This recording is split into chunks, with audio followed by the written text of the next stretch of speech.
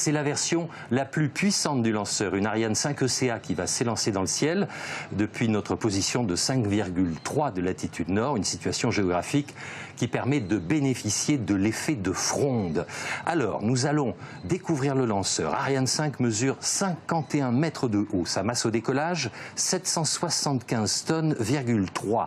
Performance demandée, 10 tonnes 661 kg. Poussée, 13 000 kN. Nous allons aller sous la coiffe en l'escamotant pour apercevoir nos deux passagers. En position haute, premier donc à être libéré, Intelsat 39. Sa masse 6 tonnes 600 kg.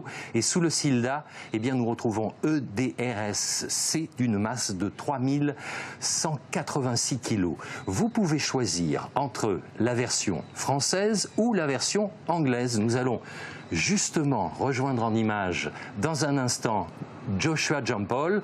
Joshua va assurer le commentaire en langue anglaise alors qu'il y a des hélicos qui passent au loin. Il se trouve 2 étages plus bas devant les baies vitrées du Fishbowl. Joshua, si vous m'entendez, c'est à vous. Over to you. Oui, bonjour à tous.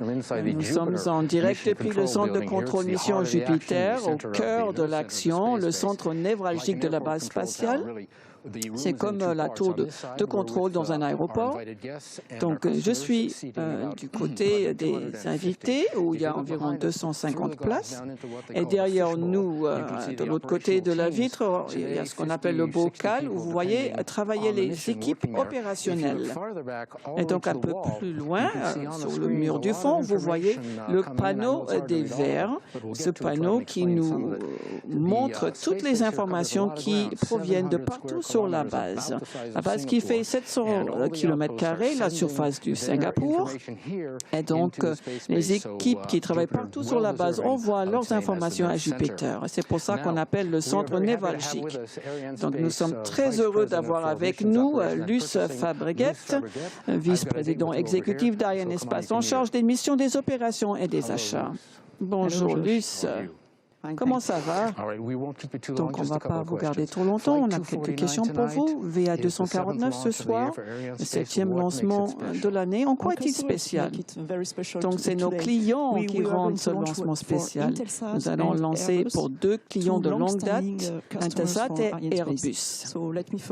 Donc, je voudrais leur souhaiter la bienvenue au CSG, ainsi qu'à tous les invités présents au CSG et à tous ceux qui suivent le streaming en direct. Donc, vous dites que ce sont des clients très fidèles. Ça remonte à quand, donc, ces partenariats? Pour Intelsat, nous avons lancé notre premier satellite pour eux en 1983. Et aujourd'hui, nous allons lancer Intelsat 39. Et donc, ça va remplacer le satellite Intelsat 902, lancé en août 2001. Et concernant EDRS, nous allons lancer pour notre client Airbus. Et pour Airbus, nous avons lancé plus de 132 satellites déjà. C'est une mission très importante pour nous qui va garantir l'accès autonome de l'Europe à l'espace. Et aujourd'hui, EDRS va donc contribuer au Space Data Highway européen, qui est un programme essentiel et crucial qui va accélérer le transfert de données depuis des satellites européens vers le sol. Est-ce que vous pouvez nous donner quelques détails de plus sur la mission, s'il vous plaît? Donc, aujourd'hui, nous lançons à 16h30. Le lanceur va se diriger vers l'Est et va survoler l'océan Atlantique et l'Afrique. Et on va séparer le premier satellite sur Intelsat 39 et donc EDRS sera séparé 4 minutes plus tard. Donc ces satellites seront placés sur une orbite de transfert géostationnaire. Pouvez-vous nous donner quelques détails? Oui, donc la manière la plus efficace d'arriver à cet arc géostationnaire, c'est de se rendre à 36 000 km d'altitude. C'est une orbite elliptique. Et donc, On va être à près de 36 000 km d'altitude. Et donc, ils sont séparés à une vitesse énorme, à 9 km par seconde. Donc, restez encore 30 secondes avec moi. Juste, s'il vous plaît, vous allez vous diriger à l'intérieur vers la cellule de vol d'Ariane Espace et on va voir quelques images de vos collègues, Roland Lager et certains d'autres. Donc, ici, on travaille avec toutes les équipes à Jupiter. On compte vraiment sur toutes ces équipes et nous, à la cellule de vol, c'est nous qui prenons les décisions en cas d'imprévu.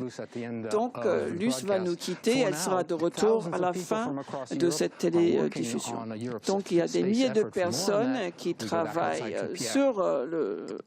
dans le secteur spatial européen et c'est Pierre qui va nous en parler. Eh bien, elle regroupe les villes de 6 pays, je vous les cite, Augsbourg, Bordeaux, Brême, Cannes, Charleroi, Collet-Ferraud, Évry-Courcouronne, Lampolshausen, Kourou, Les Mureaux, Liège, Mulhouse, Toulouse, Vernon et Séville. Et cette communauté comprend également 3 agences spatiales et 18 sites industriels. Alors, le rôle de la communauté des villes Ariane, eh bien, c'est un rôle principalement d'information. Informer sur la réalité des activités du spatial, informer sur les retombées technologiques, économiques, qui sont très importantes. Et puis, il s'agit de préparer le futur. Car, bien évidemment, la communauté des villes Ariane organise des universités d'été, des réseaux pédagogiques. Bref, il s'agit de préparer les futurs Thomas Pesquet, les futurs jeunes pousses qui permettront de reprendre le travail qu'ont inauguré leurs aînés. Et puisqu'on parle des glorieux aînés, eh bien nous allons donner un coup de zoom à Vernon, ville où Ariane Group travaille. Première fusée Véronique, première Ariane. Nous allons nous y rendre en images tout de suite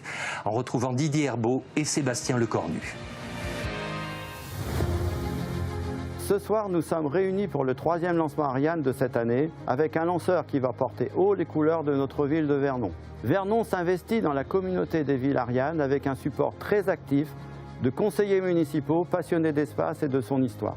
Ce symbole de la ville, ainsi emporté vers l'espace, rappelle l'attachement historique de Vernon à son activité spatiale.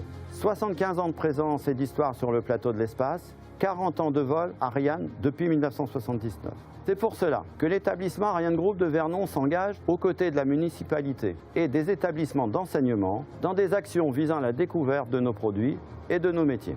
Aujourd'hui, avec l'ensemble des Vernonnais et la communauté des villes Ariane, nous sommes heureux de parrainer ce vol d'Ariane 5 en apposant le blason de la ville de Vernon sur la coiffe de la fusée. Véronique, Vesta, Vulcain, Vinci, le V de Vernon a toujours été associé à l'aventure spatiale. Et depuis quelques années, avec Sébastien Lecornu, ce site a été transformé en véritable campus de l'espace, avec bon nombre de grandes entreprises. Aujourd'hui, avec tous les Vernonnais, nous sommes très fiers de nous envoler avec Ariane 5. Vernon a une grande tradition industrielle, notamment avec la filière aéronautique et aérospatiale. Cette tradition, on va continuer de l'affirmer dans les années qui viennent, avec bien sûr le début du programme Ariane 6, avec les recherches sur le programme Prometheus qui va inventer une nouvelle génération de lanceurs, avec bien sûr la montée en puissance et en charge du campus de l'espace, avec l'ensemble de ces formations, de ces également sous-traitants, de cette filière qui s'organise autour du campus technologique. Cette tradition industrielle, cette histoire industrielle, non seulement on la célèbre avec ce parrainage de ce lanceur Ariane 5, mais on va également continuer de la réaffirmer dans les années qui viennent, puisque le V de Vernon reste fondamentalement attaché à l'histoire aéronautique et aérospatiale.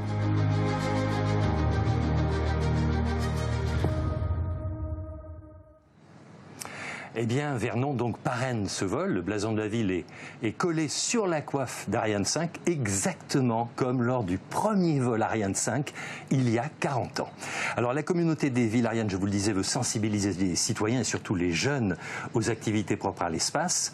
Il faut préparer l'avenir du spatial européen, car nous aurons besoin d'ingénieurs spécialisés dans des métiers de très haute expertise, cela à peu près dans tous les domaines d'ingénierie. Ici, comme vous le voyez, le temps est formidable en Guyane. Moi, je suis à l'air libre, je suis sur la terrasse, là où tout à l'heure les spectateurs vont se précipiter pour voir à l'œil nu le spectacle du décollage. Mais je suis à l'air libre, mais en bas, Joshua Jean-Paul, il est dans une atmosphère contrôlée et climatisée au centre de contrôle. Vous allez prendre la parole tout de suite. Joshua, c'est à vous. Over to you. On est de retour au centre spatial Jupiter. La chronologie procède comme prévu. Et vous pouvez imaginer, il ne s'agit pas de compter 3, 2, 1 et de dire décollage. C'est une opération, la chronologie est la partie la plus compliquée de la campagne de lancement qui dure environ 6 semaines. Et donc, il y a un flux continu d'informations qui parviennent aux opérationnels qui travaillent derrière la vitre pendant la chronologie. Là, vous voyez le directeur de programme d'Arianespace, Véronique Loisel. Et à ses côtés, vous avez les chefs de mission satellite que vous allez voir dans quelques minutes. Chaque client d'Arianespace a un seul contact, le chef de programme, depuis la signature du contrat jusqu'à bien après la fin de la mission, ce qui est très pratique pour eux.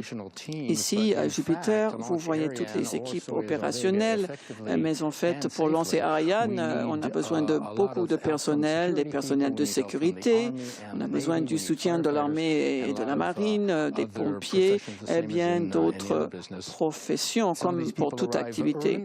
Donc, certaines de ces personnes sont arrivées ici très tôt, donc certaines étaient déjà sur place à 5 heures du matin. Il y a 2 autres personnes que vous allez voir à gauche de votre écran, Thierry Villemar d'Arianespace, le directeur de mission, et à ses côtés, le directeur des opérations, le DDO, qui va annoncer l'instant H0-7, c'est Pépin Antoine Guillaume ce soir. Donc, vous allez l'entendre souvent. Il va annoncer toutes les étapes cruciales pendant la mission, avant et après le décollage. Donc, moins 7 minutes, ça marque le début de la séquence synchronisée. Cela veut dire que le lanceur devient de plus en plus autonome et le contrôle du lanceur passe du sol aux ordinateurs de bord. Et vous voyez derrière nous le panneau des verts. Regardons la campagne de lancement. Mon rôle dans la campagne est de planifier et de coordonner avec l'ensemble des équipes opérationnelles toutes les activités d'assemblage et de contrôle du lanceur, d'intégration de la charge utile et de la préparation des installations sol afin que tout soit prêt pour le lancement. La campagne lanceur a démarré le 12 juin au bâtiment d'intégration lanceur. Là se sont déroulées les opérations d'intégration du lanceur et les contrôles pneumatiques et électriques de bon fonctionnement. Le lanceur a ensuite été transféré au bâtiment d'assemblage final le 5 juillet. Bonjour, je suis le chef de mission et j'ai donc en charge la préparation avant la campagne et la coordination pendant la campagne de lancement de toutes les activités déroulées sur le centre spatial en interface avec les satellites. Pour ce lancement, nous accueillons sur le lanceur le satellite Intelsat 39 en position haute et le satellite EDRS-C en position basse. Intelsat 39 est arrivé en Guyane le 24 juin et a été transféré au bâtiment S5 avec tous ses équipements de support pour la campagne. Les opérations se sont nominalement déroulées. Le satellite a été contrôlé par les équipes Maxar, rempli en ergol et finalisé avant d'être intégré sur son adaptateur de vol. Le satellite a ensuite été transféré au bâtiment d'assemblage final, positionné sur la structure de lancement double, le SILDA, et coiffé. EDRS-C, lui, est arrivé en Guyane le 20 juin avec ses équipements de support. Après transfert sur le centre spatial, les opérations de contrôle du satellite ont été parfaitement déroulées au bâtiment S1. Le transfert du satellite au bâtiment de remplissage s'est déroulé avec le CCU-3 qui nous permet de garantir pendant le transfert toutes les conditions d'environnement du satellite. Après les remplissages satellites, il a rejoint le bâtiment d'assemblage final et a été hissé sur le lanceur. Nous avons ensuite finalisé la configuration du lanceur en intégrant l'ensemble Intelsat 39, SILDA et Coiffe sur Ariane. Les équipes d'Ariane Group, d'Arianespace et les industriels sol, représentant environ 300 personnes, ont ensuite travaillé intensément pour amener le lanceur et le sol en configuration de lancement. Vendredi dernier, la revue d'aptitude au lancement, après avoir vérifié l'état de préparation du lanceur et des installations sol, nous a autorisé à transférer le lanceur sur son pas de tir. La campagne s'est déroulée dans un esprit toujours constructif et j'en remercie toutes les équipes. Eh bien oui, merci à Thierry Villemard, merci à Philippe Hers. À l'heure actuelle d'ailleurs, Philippe fait partie de ceux qui sont les plus proches du pas de tir, ceux qui travaillent à l'intérieur du centre de lancement, un bâtiment blindé, étanche, sécurisé, situé à moins de 3 km du lanceur. Et à l'intérieur, il y a 150 opérateurs, nous y voilà en image. Ils mènent les opérations de la chronologie de ce soir. Alors au centre de lancement, on ne va pas rentrer dans les détails, mais il y a plusieurs équipes d'ingénieurs. On retrouve notamment Philippe Hers, le Launch Complex Operation Manager. Il y a Philippe Gousson, Bogdana Perrot, David Iranzo-Greuss. Avec leurs équipes, ils pilotent les opérations qui vont mener au décollage d'Ariane 5. Et depuis 4 heures ce matin, c'est au CDL que l'on a piloté la mise sous tension des équipements électriques, l'alignement des centrales inertielles, l'assainissement des étages, la mise en froid des lignes, afin de pouvoir commencer le remplissage des réservoirs cryotechniques, des remplissages qui ont débuté environ 5 heures avant le H0 pour l'étage principal, celui dont les réservoirs sont de loin les plus volumineux. Et ce ne sont là que quelques brefs exemples parmi les très nombreuses opérations qui se déroulent lors de cette chronologie finale. Le panneau des verts, eh bien, vous pouvez le voir sur le mur d'image. Sur le panneau des verts, tous les indicateurs sont au vert, alors que en zone de lancement, Ariane est entre ses 4 pylônes parafoudres.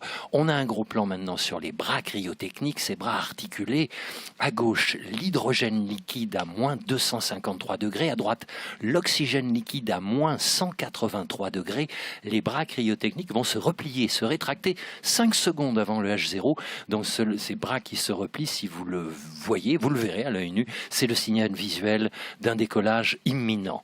Nous allons tout de suite dire bonjour à tous ceux qui nous suivent en Guyane. Alors que les gens commencent à sortir sur les terrasses, ils ont raison ici à Jupiter. Bonjour à nos clients, bien évidemment, Intelsat, Airbus, l'Agence spatiale européenne, fidèle au poste également le CNES, Ariane Group et Ariane Espace. Bonjour à Vernon, coucou Vernon, et bien sûr un salut amical à tous les internautes qui nous suivent dans le monde entier sur arianespace.com. Alors à H0-1 minute, vous savez que le lanceur va commuter sur ses propres batteries de vol pour devenir complètement autonome, alors qu'on aperçoit Thierry Villemard. À droite, c'est Pépin Antoine Guillaume qui va nous annoncer un moment important, la dernière minute du décompte. Nous l'écoutons. Top, H0-1 minute. Alors, personnellement, je ne l'ai pas entendu, mais je l'ai vu bouger les lèvres. Donc, voilà, le décollage d'Ariane 5, vous savez, c'est toujours un moment exceptionnel, un moment mémorable. Il faut bien dire qu'avec des vitesses qui peuvent atteindre 40 000 km/h, les lanceurs spatiaux ont révolutionné nos moyens de communication. Je vais vous laisser profiter du spectacle. Ici, le littoral guyanais est écrasé par la chaleur et la forêt, comme la mangrove, sont calmes, sont silencieuses. Je vous laisse avec l'image et avec le son.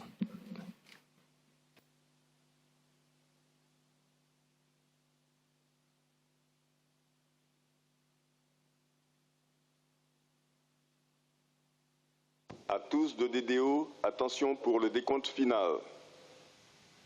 10, 9, 8, 7, 6, 5, 4, 3, 2, 1, top.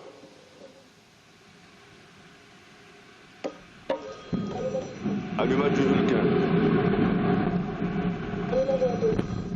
Allumage du ZAP et décollage.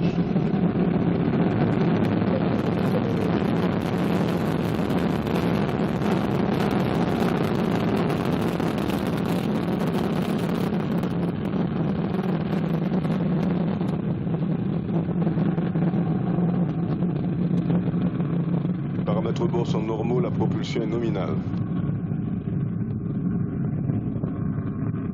De la manœuvre en roulis.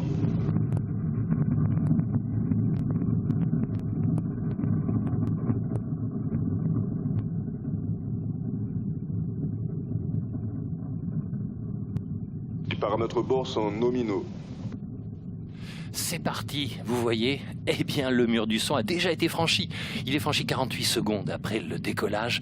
Ariane 5 s'est envolée au-dessus du nuage de fumée des gaz éjectés mélangés au déluge venu du château d'eau. Et maintenant elle laisse une traînée de feu dans le ciel, c'est magnifique, c'est superbe. Son sillage lumineux nous fait vraiment ressentir toute la puissance, toute la vitesse d'Ariane 5. La force de propulsion d'une fusée, vous savez, dépend du débit des gaz, du volume éjecté, de leur vitesse d'éjection. Oh, c'est superbe ce cône, là, cette ellipse jaune derrière le lanceur. Sur mon écran, je suis bouche bée.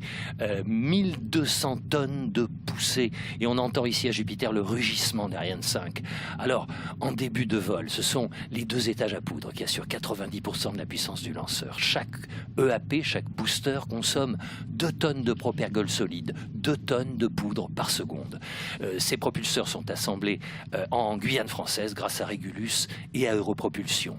Le lanceur, vous le savez, il envoie en permanence des données pour qu'on puisse le situer, mais là, nos caméras l'ont perdu et on se retrouve avec les images de synthèse et avec en temps réel, en bas à droite, speed c'est la vitesse et à gauche c'est l'altitude. On est déjà à pratiquement 60 km d'altitude et plus de 2 km par seconde.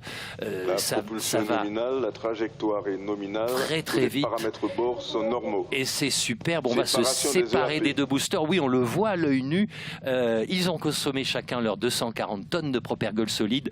Superbe. On a 3 points lumineux, les 2 boosters de part et d'autre qui viennent d'être éjectés et Ariane 5 qui continue sa route avec l'étage principal. C'est très beau ici dans le ciel au centre spatial guyanais.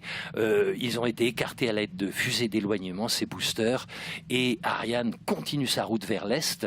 Alors vous le savez, la coiffe d'Ariane 5 améliore l'aérodynamisme et protège les satellites, bien évidemment. La trajectoire est nominale, tous les paramètres au-delà de 100 km d'altitude, j'écoute quand même un petit peu le DD au passage, on va y arriver au-delà de 100 km d'altitude, plus de frottement, plus de vibrations, on quitte l'atmosphère terrestre, on se retrouve quasiment dans le vide, plus aucun risque pour nos satellites embarqués, on va donc pouvoir larguer cette coiffe de 17 mètres de hauteur, ça vient d'être fait. Séparation de la coiffe. Et vous le voyez sur ces images de caméra embarquées, cette structure sandwich composée de peau en fibre de carbone et d'une âme en nid d'abeille aluminium vient d'être séparée en 2 demi-coiffes grâce à un système pyrotechnique. Alors, maintenant, eh bien, on a encore 2 tonnes de moins sur le lanceur et c'est l'étage principal cryotechnique qui continue à pousser. Il embarque 173 tonnes d'ergols cryo dans ses réservoirs. Ces ergols, oh là, on a vraiment un bruit impressionnant ici. Ces ergols, je vous le disais, fabriqués en Guyane par Air Liquide Spatial Guyane à l'intérieur du moteur Vulcain. Il faut savoir que la température varie donc de moins 250 degrés côté pompe à plus 630 degrés côté turbine, 20 cm plus loin, et que la chambre de combustion du moteur Vulcain, elle atteint, elle, 3000 degrés. Eh bien oui, c'est une véritable prouesse technologique. C'est cela, le lanceur Ariane 5, avec son étage principal cryotechnique et son moteur, le Vulcain 2, qui est un véritable symbole de la coopération spatiale européenne, puisque les turbines de Vulcain 2 sont fabriquées en Suède. La chambre de combustion, elle, vient d'Allemagne. La turbopompe d'oxygène vient d'Italie. Les paramètres bord sont normaux. Les équipements d'allumage et démarrage sont fournis par les Pays-Bas. Les lignes d'alimentation, elles, viennent du Royaume-Uni. Donc c'est une véritable coopération avec plusieurs pays européens qui participent au succès répété d'Ariane 5. Il reste moins de 4 minutes de propulsion de l'EPC.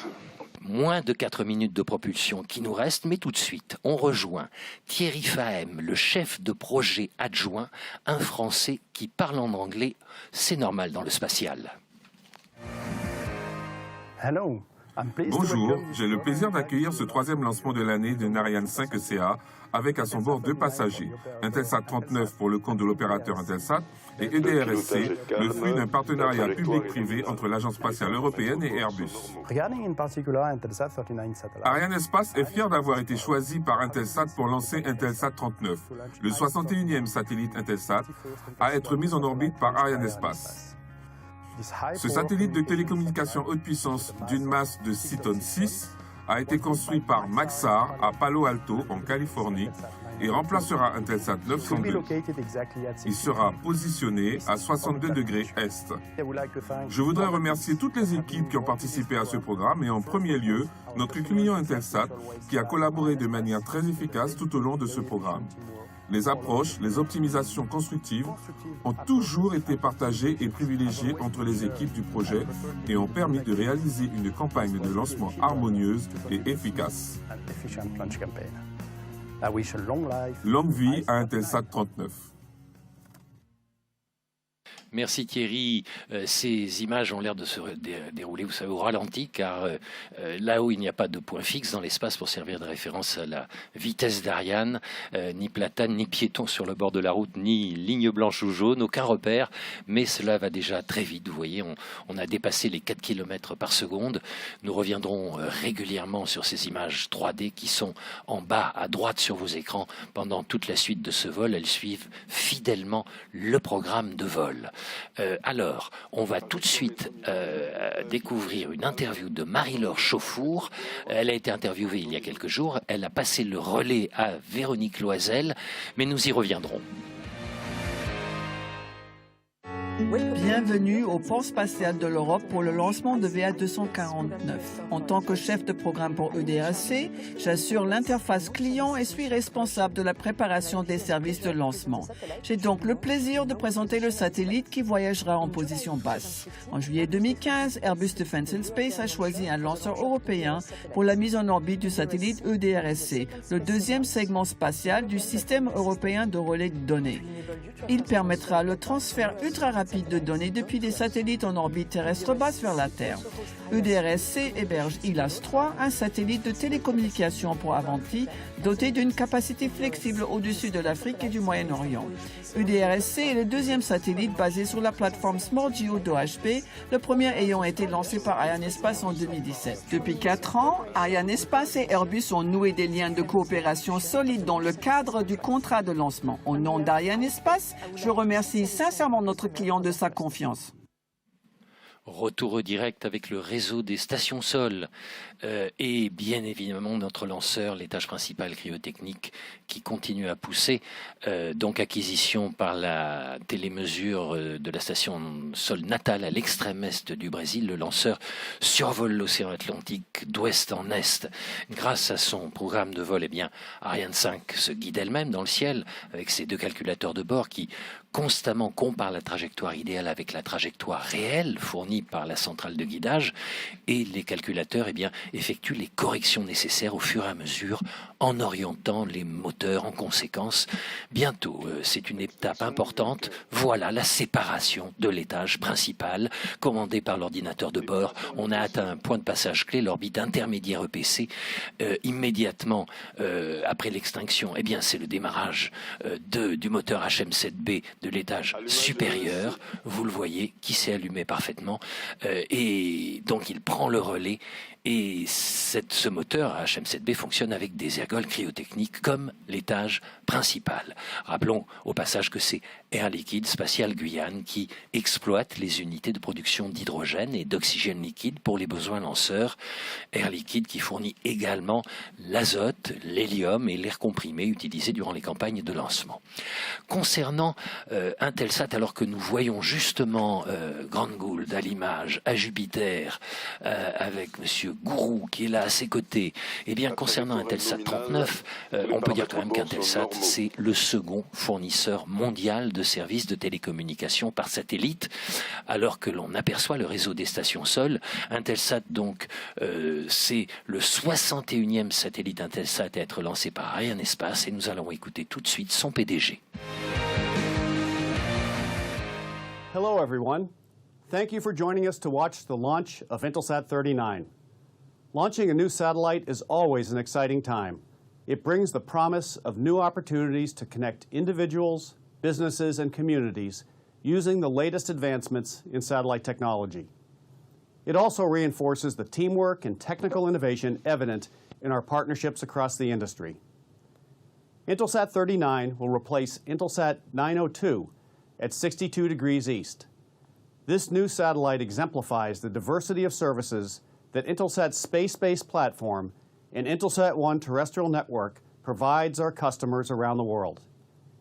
Intelsat 39 is designed with both wide beam and high-powered steerable spot beams to meet the needs of broadband networking, video, and government customers across Africa, Asia, Europe, and the Middle East. The steerable spot beams provide flexibility within the payload and enable our customers to efficiently respond as their requirements shift over time.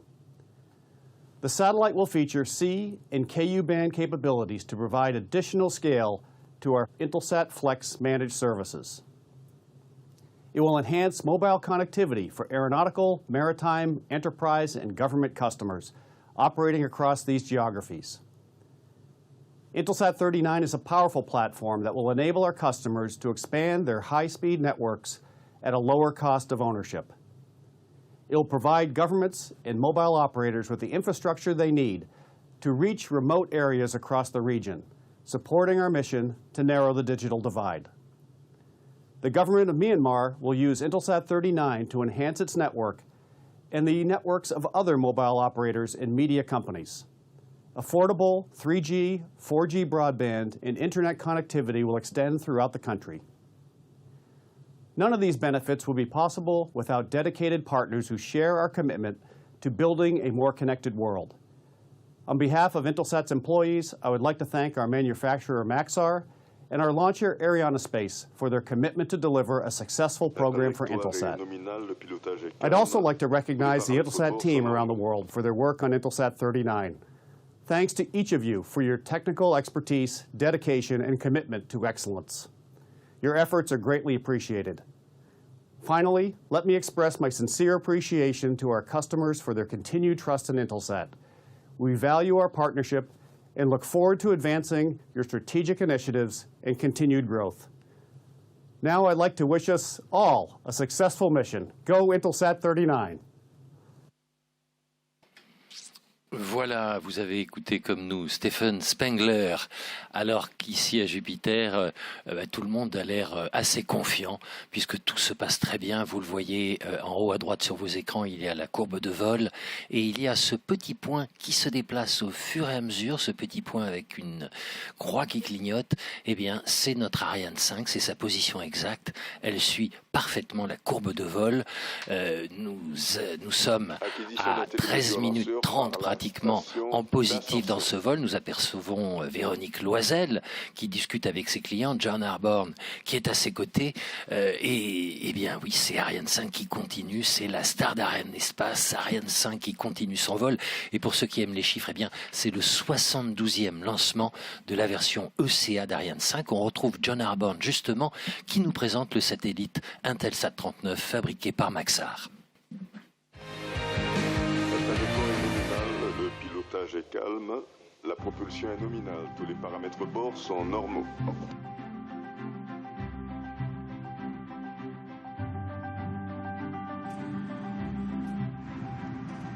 Intelsat 39, the satellite that we're launching today, is going to replace satellite Intelsat 902 that was built by Maxar and was launched here in French Guiana in 2001. And that satellite was contracted for a lifetime of 13 years, so we're coming up on 18 years, so it's giving us close to 50% more life than we contracted for, so we're happy with that.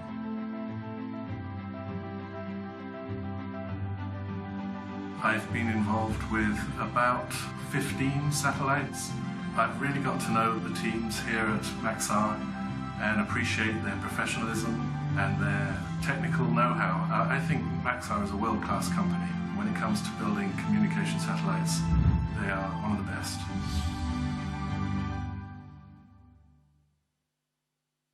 Voilà, retour au direct. Parlons maintenant de notre deuxième passager. Il est sous le SILDA, on ne le voit pas, mais il s'appelle ERDSC. Cette appellation est un acronyme pour European Data Relay Satellite System, donc un projet de constellation de satellites de télécommunications développé par Airbus et par l'Agence spatiale européenne. son rôle, assurer le relais entre des satellites en orbite basse et les stations terrestres. Il faut dire que les satellites en orbite en orbite basse, peuvent en permanence transmettre, grâce à ce système, leurs données aux stations sol via les satellites EDRS sans avoir à attendre de les survoler. Car le satellite géostationnaire a bien la propriété de rester fixe par rapport à un observateur au sol. Son orbite est équatoriale, circulaire, synchrone avec la rotation de la Terre. Et pour ceux qui aiment les lois, c'est la 3e loi de Kepler qui montre que l'altitude d'une telle orbite est 35 786 km exactement au-dessus de nos têtes. Le satellite circulant sur cette orbite à la vitesse de plus de 3 km par seconde, mais tout de suite, eh bien, nous découvrons un film qui nous présente le satellite EDRS-C. At Europe Spaceport in Kourou, the new EDRS-C satellite is undergoing final preparations before its launch. An Ariane 5 will lift the satellite into geostationary orbit, where it will join EDRS-A, which was launched in 2016 as a hosted payload on Eutelsat 9B as part of the European Data Relay System. The European Data Relay System is a collaboration between ESA and Airbus Defence and Space, aiming to improve and accelerate data transmission from low Earth orbiting satellites to the ground. From their geostationary orbit, EDRS satellites can both see the low orbiting imaging satellite as well as the ground stations. Data from the imaging satellite is sent via a laser link to EDRS, which then transmits data via radio frequency to the ground stations. This process allows for longer and faster data transfers, creating the space data highway. EDRS is called a space data highway because it's likened to an optical fiber in the sky. It's a highway through which data travels at enormous speeds. In the case of EDRS, at up to 1.8 gigabits per second. And if you compare this to a conventional internet connection at home, you can say that it's about 100 times the speed that you get with your internet connection when you surf at home. So that's a real highway for data in space. The main features of EDRS are a high transfer rate achieved by the use of laser technology and a near-permanent availability, a result of the satellite's bird's-eye view from geostationary orbit. This results in a quasi-real-time availability of the data on the ground, a step forward from conventional systems that only allow data transfers for 10 out of every 90 minutes. Eh bien oui, go Intelsat 39, go Ariane 5. Nous retrouvons justement Mohinder Guru à Jupiter, John Arbonne et Véronique Loisel. Tout le monde attend effectivement maintenant cette séparation. Tout va bien. Luce Fabreguet est là également en cellule de vol. Alors comment se passe la séparation proprement dite du satellite? Eh bien, un satellite s'est posé sur un adaptateur. Donc, le satellite, il est maintenu par une sangle et c'est un système pyrotechnique qui va permettre de relâcher la sangle sur commande de l'ordinateur de bord, tout simplement. Le satellite ne sera donc plus arrimé au composite haut et ce sont des ressorts dits d'éloignement qui vont l'écarter du composite selon la demande du client. Intelsat 39, donc le satellite en position haute, celui que l'on aperçoit à la proue du lanceur depuis qu'on a séparé notre coiffe. Donc ça fait depuis environ 26 minutes qu'il est comme ça, on ne peut pas dire à l'air libre, mais dans le vide cosmique, on pourrait dire, et il vient d'être séparé. Regardez ces belles images. Voilà, il prend sa vie en orbite. Ça vient d'être annoncé par le DDO ici à Jupiter. Alors la coutume veut que nos clients restent courtois par rapport au deuxième passager. Il n'explose pas de joie tout de suite, c'est normal. Ce satellite Intelsat 39, on peut dire qu'il va passer sous le contrôle d'une station sol maintenant. Et il y aura plusieurs opérations post-séparation. Mais nous allons partir tout de suite en images, découvrir une équipe très importante. C'est l'équipe du CVI. Regardez, ils sont dans un environnement magnifique. Le CVI, c'est le contrôle visuel immédiat. Car Ariane 5 envoie automatiquement en permanence des données et c'est cette petite équipe du contrôle visuel immédiat sur la montagne des Pères de Kourou qui reçoit toutes ces informations et qui fournit aussitôt un diagnostic en temps réel sur le lanceur. Alors pour être un peu plus précis, on peut dire que pour vérifier la trajectoire du lanceur, il y a environ 150 paramètres sur plus d'1 millier de données, 150 paramètres qui sont exploités donc en temps réel par le CVI aux consoles, propulsion, trajectoire et pilotage. Ils sont là, fidèles au poste, le contrôle visuel immédiat, tant mieux. Dans quelques secondes, c'est le SILDA qui va être séparé. Le SILDA, c'est le système de lancement double Ariane, alors qu'on vient d'apercevoir Élodie Granel ici à Jupiter. C'est le SILDA, une structure en matériaux composites, une structure qui permet d'embarquer 2 satellites en même temps, et ce cylindre noir qui se termine en cône que vous voyez sur vos écrans, eh bien, il protège et il a permis de séparer nos 2 satellites, et on va enfin, lorsqu'il sera séparé, découpé donc par un cordon pyrotechnique. Voilà, la partie supérieure du SILDA est éjectée grâce à 8 ressorts. Séparation du système de lancement double Ariane. C'est confirmé par le DDO, on vient de perdre 450 kilos et on aperçoit enfin notre satellite EDRS-C sur une plateforme OHB. Voilà le replay. Le replay, c'était tout à l'heure, il y a plus de 30 minutes, lorsqu'Ariane 5 s'est envolée. Je vous laisse regarder ces images.